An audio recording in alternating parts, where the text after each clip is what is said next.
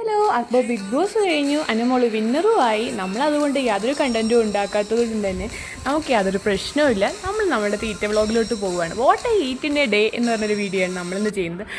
എല്ലാ മലയാളീസിനെയും പോലെ തന്നെ എൻ്റെയും തുടക്കം ചായയിൽ നിന്നാണ്. ചായ ഊതി കുടിച്ചതിന് ശേഷം പിന്നെ നേരെ രാവിലത്തെ ബ്രേക്ക്ഫാസ്റ്റ്, അത് ഓട്സ് ആണ്. ഡയറ്റ് പ്ലാൻ അനുസരിച്ചുള്ള ബ്രേക്ക്ഫാസ്റ്റ് ആണ് ഫോളോ ചെയ്യുന്നത്. അപ്പോൾ പാലിൽ കാച്ചിയെടുത്ത് ഉപ്പും ഇട്ട് നമ്മൾ കഴിക്കുന്ന ബ്രേക്ക്ഫാസ്റ്റിന് എടുക്കുന്ന ഓട്സ് ആണ് രാവിലെ നമ്മൾ എടുത്തിട്ടുള്ളത്. അതിനുശേഷം നേരെ ഉച്ചയ്ക്ക് ചോറ്, പയറ് തോരൻ, പാവയ്ക്ക മെഴുക്ക് പുരട്ടി, മീൻ വച്ചത്, ചാളയായിരുന്നു, ചാള പൊരിച്ചത് ഒക്കെ ആയിട്ട് നല്ലൊരു ഉച്ചഭക്ഷണം.